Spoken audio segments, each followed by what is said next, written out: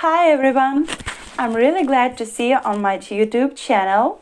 My name is Alona and today we'll be reading Caroline Graham's The Killings at the Badger's Drift. So grab your favorite snacks and let's begin!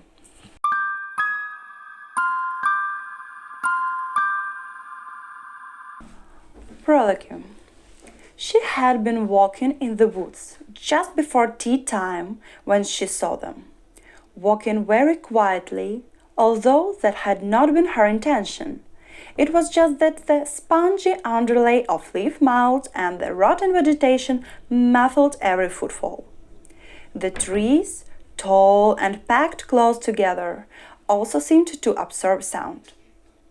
In one or two places, the sun pierced through the closely entwined branches, sending dazzling shafts of hard white light into the darkness below. Miss Simpson stepped in and out of these shining beams peering at the ground. She was looking for the spurred coral root orchid. She and her friend Lucy Bellinger had discovered the first nearly 50 years ago, when they were young women. 7 years had passed before it had surfaced again, and then it had been Lucy who had spotted it, diving off into the undergrowth with a hoot of triumph. Their mock feud had developed from that day. Each summer they set out, sometimes separately, sometimes together, eager to find another specimen. Hopes high, eyes sharp, and notebooks and pencils at the ready, they stalked the dim beech woods. Whoever spotted the plant first gave the loser, presumably as some sort of consolation prize, a spectacularly high tea. The orchid flowered rarely, and due to an elaborate system of underground rhizomes, not always in the same place twice.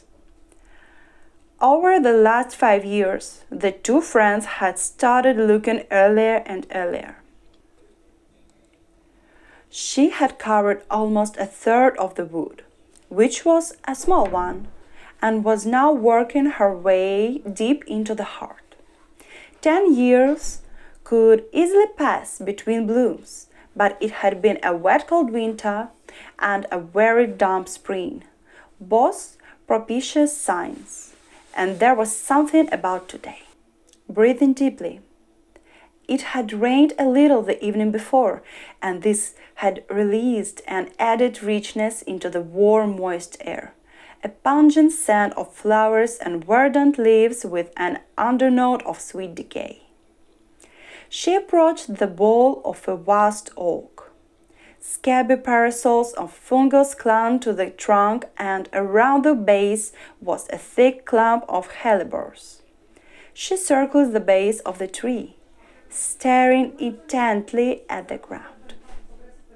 And there it was, almost hidden beneath flakes of leaf mold, brown and soft as chocolate shavings. She moved the crumbs gently aside. A few disturbed insects scattered out of the way. It gleamed in the half-light as if lit from within. It was a curious plant, very pretty, the petals springing away from the lemon calyx like butterfly wings, delicately spotted and pale fawny yellow, but quite without any trace of green. There were no leaves, and even the stem was a dark mottled pink. She crouched on her thin haunches and pushed the stick into the ground. The ribbon hung limp in the still air. She leaned closer, pince-nez slipping down her large bony nose. Tenderly she counted the blooms. There were 6. Lucy's had only 4. A double triumph. She rose to her feet, full of excitement. She had herself. She could have danced on the spot. Nuts to you, Lucy Bellinger, she thought. Nuts and double nuts. But she did not allow the feelings of triumph to linger. The important thing now was the tea. She had made notes. Last time when Lucy had been out of the room refreshing the pot, and whilst not wishing to appear ostentatious, was determined to double the choice of sandwiches, have 4 varieties of cake, and finish off with the homemade strawberry water ice. There was a large bowl of them, ripe to bursting, in the larder. She stood lost in blissful anticipation. She saw the inlaid Queen Anne table covered with her great-aunt Rebecca's embroidered lace cloth, piled high with delicacies, date and banana bread, Sally Loon black with fruit, frangipane tarts, spiced pumpkin and almond biscuits, lemon curd and fresh cream sponge, ginger and orange jumbles, and before the ice, toasted fingers with anchovies and Leicester cheese.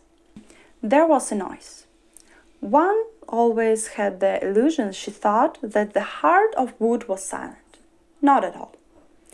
But there were noises so indigenous to their surroundings that they empathized the silence rather than disturbing it.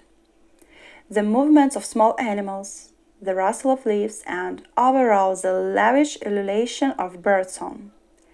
But this was an alien noise. Miss Simpson stood very still and listened. It sounded like jerky, labored breathing, and for a moment she thought that a large animal had been caught in a trap. But then the breathing was punctuated by strange little cries and moans, which were definitely human.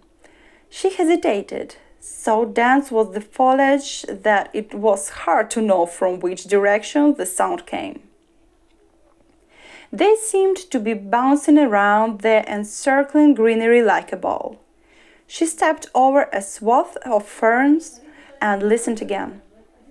Yes, definitely in that direction.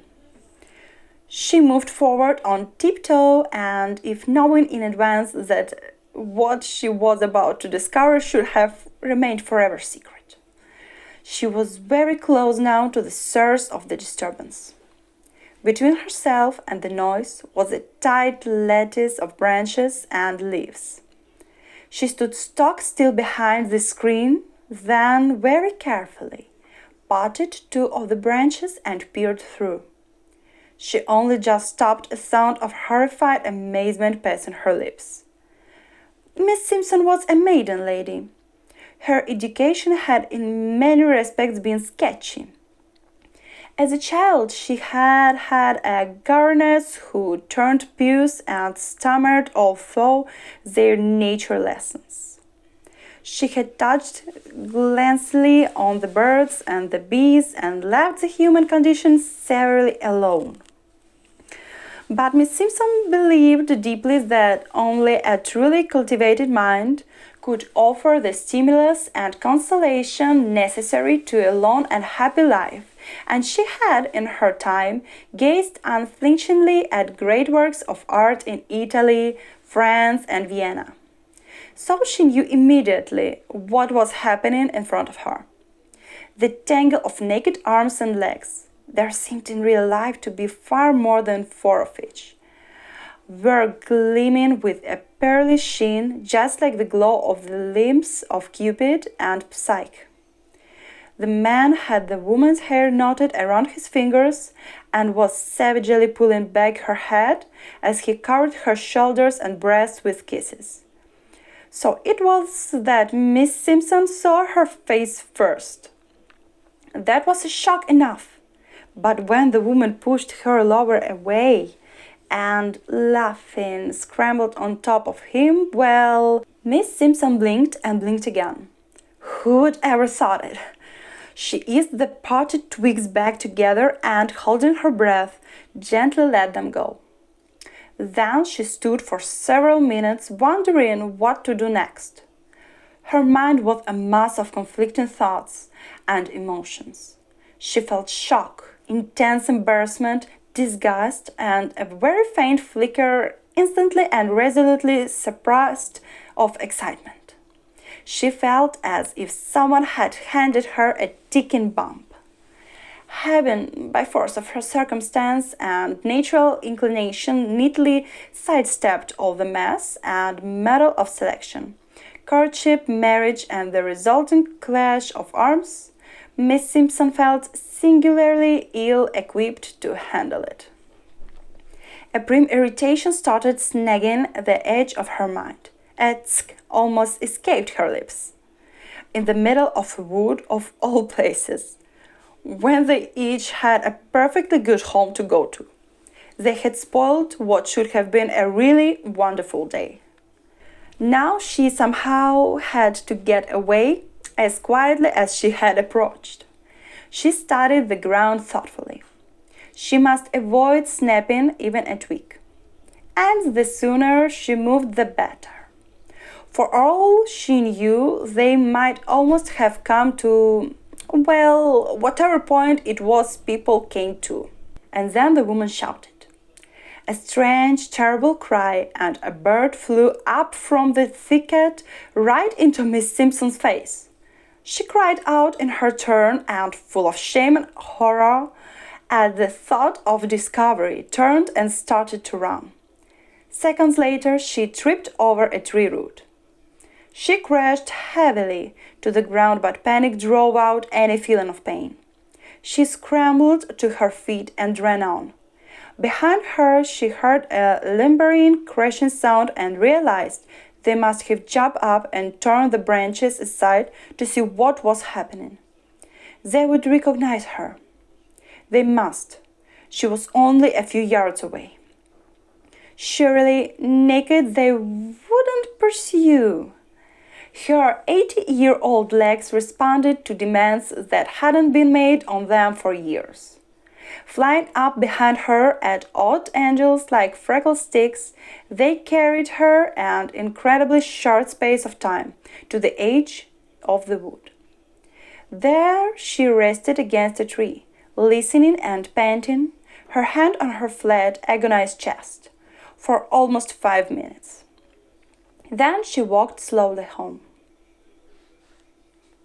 And for today, that's all. We'll continue reading this book next time, maybe next week. So, I'm really pleased that you listened to me. If you want to support my channel, I'll give you a link below. So, thank you very much. Have a good day and goodbye.